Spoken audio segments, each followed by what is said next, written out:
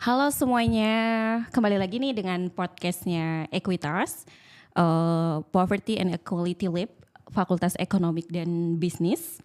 Kali ini kita akan membahas salah satu buku menarik yang akan dibawakan oleh salah satu teman baik saya, Alexander Michael Cahyadi, Master Graduate dari Monash University, untuk konsentrasi Public Policy dan juga Economic Development. Halo Michael. Halo Mbak Zahro, terima kasih mengundang saya untuk di podcast ini. Oke, selamat datang juga nih ke Jogja. Iya, balik lagi ke Jogja. Balik lagi ke Jogja. Oke Michael, boleh ceritain nggak buku apa sih yang bakal dibahas di podcast kali ini? Salah satu buku yang menarik gitu ya, yang menginspirasi tesis saya juga, ini adalah judulnya The Road to Nusantara. Ditulis, ini adalah editing dari berbagai macam tulisan. Kebanyakan adalah peneliti BRIN gitu ya, dan kayak kemudian diedit oleh Pak Yanuar Nugroho. Nah, publishernya itu adalah ISEAS dan juga BRIN Indonesia gitu ya. Jadi mereka akan banyak menulis gitu ya. Ada 3 bagian gitu ya, bagaimana proses, tantangan dan masa depan dari IKN gitu ya, Ibu Kota Nusantara ini. Kayak gitu Mbak Zahro. Oke, nah salah satu part nih yang akan dibahas di sini tadi yang disinggung juga oleh Michael, Challenge in Developing Nusantara ya. Ada 3 ini research ya yang akan Benar. dibahas. Satu terkait dengan Addressing Challenge in Developing Nusantara gitu. Di sini juga membahas tentang the transfer of national capital, dan yang terakhir juga kita akan coba lihat, kita identifikasi potensial social challenge gitu dalam pembangunan IKN di Kalimantan ini. Benar. Oke, mungkin bisa dibahas nih Michael satu-satu seperti apa? Jadi sebenarnya 3 hal itu ditambah 1 hal yang tentang migrasi tersebut ya. Salah satu tantangan utama dari pembangunan IKN. Tulisan pertama itu ngomong terkait tentang spatial planning, gimana sebenarnya urban planning itu berpengaruh terhadap pembangunan IKN. Itu ditulis oleh Dimas Wisnu Adrianto gitu ya, dan Kathleen Meira Berta gitu. Nah, yang kedua itu ngomong tentang gimana IKN mendapatkan investasi masuk dan bagaimana peran political ekonomi dari kapitalis tanda kutip, dalam arti kayak kemudian dinamikanya itu ditulis oleh Septi Satriani, Pandu Yushina, Adaba dan Imam Syafi'i. Yang ketiga itu sebenarnya bagaimana potensial social challenge ini, gimana peran NGO untuk mengadres masalah komunitas adat gitu. Itu ditulis oleh Desi Simanjuntak, David Mesede dan Michelle Haug. Dan yang terakhir adalah bagaimana peran populasi dan migrasi yang terjadi. Bagaimana skill yang dibutuhin dan peran itu ditulis oleh Merina Ayumi Masalam. Nah, paper terakhir ini yang menginspirasi saya menulis tesis saya. Wah, kompleks sekali ya Sangat untuk dalam pembangunan IKN di Kalimantan ini. benar. Oke, mungkin kita mulai aja nih Mas. Yang pertama ini ya, ada pengen tahu sih sebenarnya bagaimana sih sosial ataupun environment dan institutional challenges terkait dengan urbanization pressure gitu kan, population growth dan juga konflik dari ada nggak sih konflik mungkin di sana adatnya atau culture-nya dari Kebayang. IKN ini? Di tulisan pertama sebenarnya IKN itu pengen diharapin jadi forest city. Jadi sebuah kota yang emang sangat sustainable gitu ya, lovable cities yang mengintegrasikan human centered design gitu. Kita tahu Pulau Jawa itu sangat-sangat padat ya, padat penduduk. Tapi kemudian yang membuat itu semakin susah untuk urban planning masuk adalah namanya urban sprawls. Jadi urban sprawls itu adalah ketika kota itu masuk gitu ya, direncanakan sesuai desain, itu nggak sesuai dengan kenyataan. Karena pemukiman jadi pemukiman liar, terus kemudian ada orang itu tiba-tiba bikin apa. Nah, itu yang sebenarnya tidak sesuai dengan strategi nasionalnya kayak gitu. Dan banyak banget kan permasalahan urban. Di artikel pertama yang dibahas itu tentang sebenarnya Pulau Jawa itu banyak congestion, jadi banyak macet, banyak banjir, terus dan sebenarnya kotanya tuh nggak resilient karena kayak beberapa kota kayak misalnya Semarang dan kawan-kawan itu banjir rob itu juga terjadi kayak gitu. Itu yang tentang artikel yang pertama gitu ya, gimana sebenarnya urban planning itu banyak urban sprawls kayak gitu. Oke, tapi untuk yang sekarang nih, ketika perpindahan itu terjadi di Kalimantan, apa nih impact-nya? Ini dibahas sebenarnya sama artikel yang keempat, sama yang namanya migrasi ya, bagaimana population human capital redistribution. Diperkirakan sebenarnya 1,7 sampai 1,9 juta orang tuh akan berpindah by 2045. Bagaimana construction worker, ASN, akademia, mahasiswa. Nah, tetapi yang permasalahannya orang yang berpindah itu orang yang skilled worker atau unskilled worker sebenarnya. Itu yang ribetnya di situ. Nah, IKN punya grand design nih sebenarnya gimana caranya mereka meng-attract highly educated dengan aglomerasi. Jadi Balikpapan dan Samarinda itu jadi kota penyokong kayak gitu. Tapi kan nggak semudah itu untuk mindahin orang ke tempat yang baru karena banyak faktor-faktor yang berpengaruh. Di sini di artikel keempat dijelasin gimana relokasi empat ini ya, misalnya dari negara Brazil, dari Rio de Janeiro ke Brasilia. Contoh baiknya kayak gimana? Malaysia tuh dari Kuala Lumpur ke Putrajaya. Kazakhstan saya lupa nama kotanya. Tapi yang kemudian yang terjadi adalah gimana planning itu harus efektif. Tapi perpindahan orang itu kan nggak pernah dipikirkan secara matang gitu. Jadi challenges-nya adalah itu sebenarnya. Oke, challenges-nya di situ ya Mas. Tapi lagi nih, tadi kan ngomongin antara perpindahan sekitar 1,7 juta nih. Tapi kita sekarang melihat sebenarnya kesiapan Kalimantan sendiri atau masyarakat ada di sana sendiri itu kondisinya seperti apa ya? Nah, terus juga menarik juga nih salah satu juga paper di sini yang dibahas ya dalam buku ini.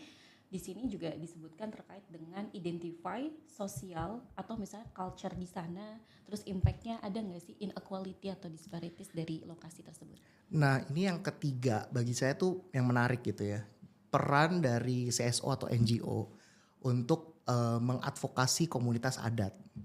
Karena sebenarnya kita tahu ya di berita dan kawan-kawan pembangunan IKN itu nggak fully public participation. Jadi artinya pembangunan IKN itu top down approach. Jadi kita pengen membuat ibu kota baru.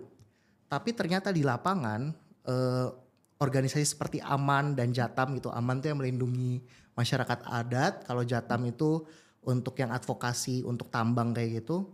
Melihat bahwa pembangunan IKN itu lack of transparency. Ketika pembangunan itu atau public policy itu nggak transparan, maka yang terjadi adalah terjadi disparitas informasi, disparitas kesempatan kerja.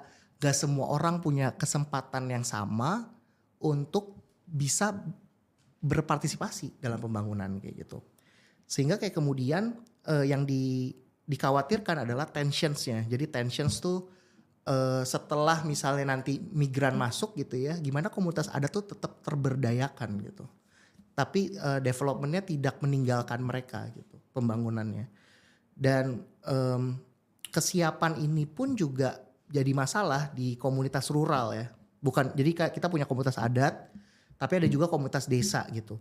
Komunitas desa itu tertinggal dari sisi economic opportunities dan juga ada dampak environmentalnya. Artinya kan bikin kota itu kan harus dibuka ya lahan-lahannya. Jadi hutannya basmi, terus kayak kemudian dibuka lahan baru, sehingga kayak mereka nggak mendapatkan, bayangin kalau mereka pekerja gitu ya di perkebunan, ketika mereka harus berpindah pekerjaan kan nggak semudah itu. Jadi proses yang nggak transparan itu menimbulkan ketimpangan-ketimpangan selanjutnya, baik di masyarakat adat, baik di masyarakat rural kayak gitu. Oke, itu menarik banget. Berarti akan proses transparan ini lead to banyak ketimpangan. Kalau misalkan mengarah ke ketimpangan sosial ekonomis yang ada di sana, seperti apa nih? Salah satu halnya itu adalah terkait kesempatan kerja. Ketika kesempatan kerja itu nggak setara, mereka akan terjebak di informal sectors. Dan juga ketika udah di informal sectors, maka low wages, nggak ada employment yang nggak ada jaminannya kayak gitu. Sehingga kayak kemudian outcome levelnya terhadap well-being itu akan lebih turun kayak gitu. Nah, salah satu hal yang menarik adalah kita udah bahas ya artikel 1, 3, 4. Di artikel kedua bagi saya itu cukup menarik. Gimana peran kapitalis ekonomi. Nah, ini yang biasanya yang suka konspirasi nih, paling suka nih, bahwa sebenarnya pembangunan IKN itu investornya luar dan kawan-kawan. Ternyata dinamika investasi itu sangat menjadi driver utama pembangunan IKN.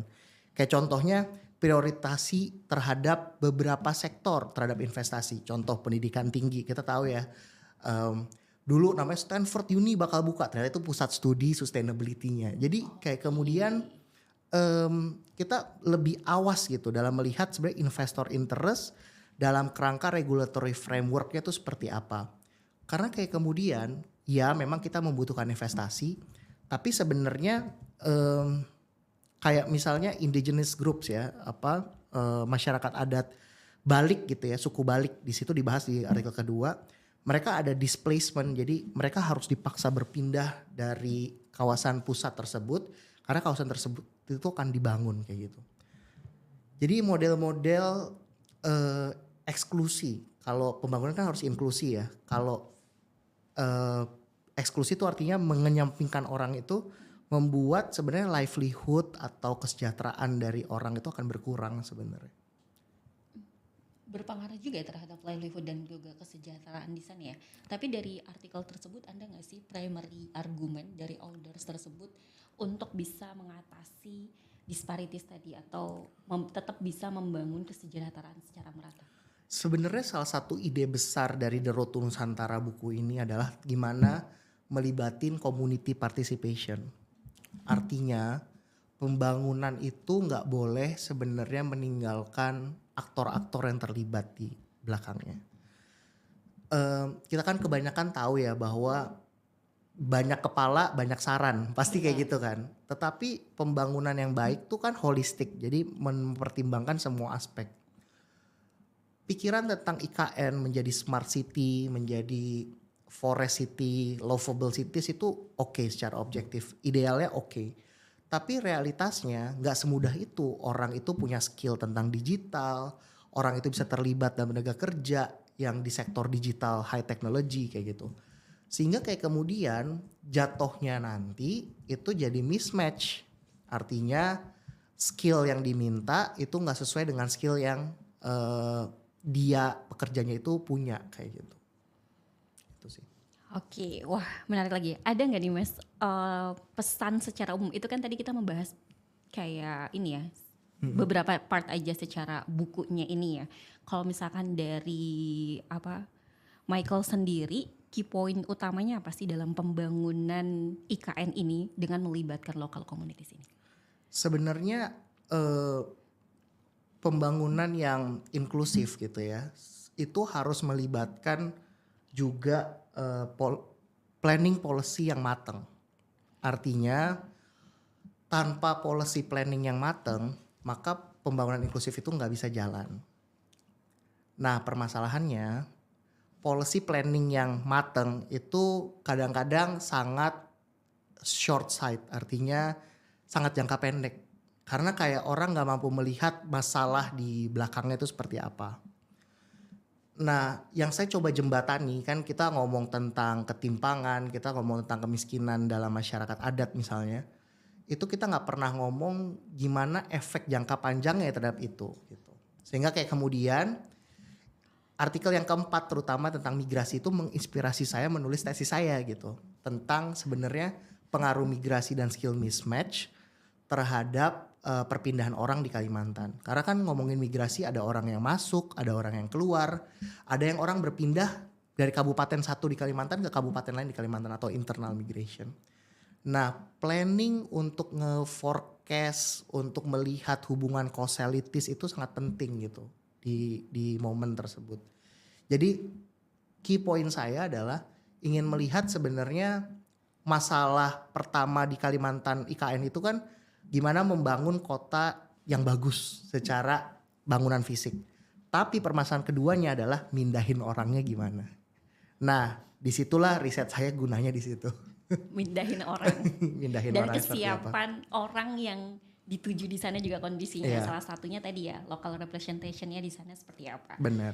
Oke. Nah, menurut Michael ini kira-kira buku ini cukup enak gak untuk dibaca? Gimana nih untuk rekomendasi buku ini ke depan buat para pendengar? Ini menurut saya kalau teman-teman punya concern terhadap IKN, ingin membuat tugas akhir, ingin membuat tugas workshop, apapun lah tentang IKN, buku ini adalah rujukan utama. Karena sejauh ini yang saya baca, kita nggak punya buku yang lengkap terkait IKN. Dan buku ini melihat seluruh konteksnya.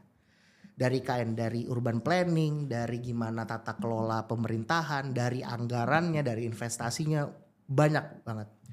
Tapi mungkin yang perlu dilihat adalah kebanyakan riset di sini public policy dan dari Departemen Sosial ya. Artinya ada etnografi, in-depth interview, dan jarang yang menggunakan model-model seperti ekonomi tuh. Kayak model regresi, hubungan causalities, kayak gitu-gitu. Impact evaluation. Impact evaluation. Belum ada impact ya karena, karena belum masih proses. Jadi kayak menurutku oke untuk dibaca dan kayak bahasanya tetap akademis tapi lebih mudah didigest kayak gitu. Itu sih. Wah, terima kasih nih, menarik banget. Ada banyak key point yang saya dapat dari penjelasan Michael tadi ya, dari dengan buku ini. Bagaimana sih proses pembangunan IKN ini harus representatif, di mana tidak melupakan key player di dalamnya juga gitu. Benar. Kan. Nah itu yang membuat jadi pembangunan itu lebih inklusif. Benar. Salah satunya ya lokal community di sana. Apalagi tadi yang terakhir juga impactnya tuh nggak short term, bisa jadi long term. Benar. Terutama dengan sustainability development, social economic statusnya itu ya bukan hanya saat ini yang terjadi, proses transmisinya itu juga ya. Terus juga ini jadi inspirasi juga buat jadi tesisnya. Iya, benar.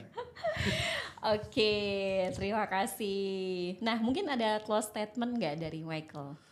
Mungkin ini ya, sebenarnya ketika ngomong tentang sebuah pembangunan ibu kota baru gitu ya. Sebenarnya kan kita mikirin sebenarnya ini bisa berhasil atau enggak. Pertama pasti muncul tanggapan itu gitu ya. Tetapi sebenarnya banyak modal-modal, bukan modal sosial, modal yang bisa dipakai dalam arti pembangunan fisik itu juga tersedia, yang sebenarnya kita tuh terlalu pesimistis gitu terhadap pembangunan IKN. Nah, saya di posisi tengah ya, artinya untuk pembangunan itu saya setuju gitu at certain point, tapi harus inklusif gitu. Tapi kayak kemudian buku ini menyadarkan saya sebenarnya, The Road to Nusantara, bahwa ternyata masih ada kayak pain point atau masalah-masalah kecil yang harus diperbaikin agar ini tuh bisa melaju lebih cepat lagi gitu. Karena kayak kemudian bukan masalah uangnya aja ya, tapi siap nggak orangnya untuk pindah, terus kayak kemudian masyarakat adatnya bakal tercerabut atau enggak, itu yang mempengaruhi banyak decision maker. Dan sepanjang saya belajar public policy udah hampir 1,5 tahun.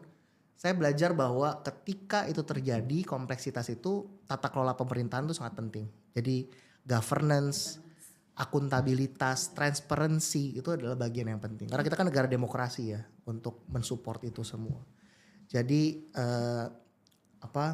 kata penutup saya adalah jangan terlalu pesimis, tapi kita harus memberikan umpan balik yang progresif gitu. Artinya bukan pesimistis aja, tetapi harus memberikan feedback loop yang baik gitu. Apa yang harusnya diperbaikin. Karena kita sebagai akademisi gitu ya, apalagi kalau pendengar itu mahasiswa, peneliti, kita harus punya terawangan yang lebih jauh, kayak foresight yang lebih oke untuk melihat sebenarnya masalah root cause-nya itu apa gitu. Itu sebenarnya. Oke, terima kasih. Bagaimana nih mengatasi terutama untuk long term risk-nya ya. Benar. Terkait dengan social unrest-nya, environment-nya, dan juga secara khusus memang social economics dari inequalities ya. Social economics inequalities ini nih. Untuk melanjutkan kira-kira project dari IKN ini ke depan akan seperti apa. Oke, terima kasih. Wah, pagi ini kita waktunya pagi ini udah seru sekali ngobrolin buku sama Michael. Terima kasih sudah datang. Makasih banyak Mbak Zaro atas waktunya. Saya yang terima kasih nih sama Michael atas waktunya. Oke, buat para pendengar dari podcast Ekuitas ini, terima kasih juga untuk mendengarkan terkait buku dengan Road to IKN Nusantara. Buku ini ada beberapa research ya di sini yang include dalam buku ini. Yang membahas proses pembangunan secara khusus tadi di highlight juga sama Michael terkait dengan impactnya jangka panjang. Benar. Yang memang harus menginkludkan beberapa key playernya itu ya dalam proses transmisi ini. Oke. Sekian dari kami, terima kasih. Terima kasih semua. Terima kasih.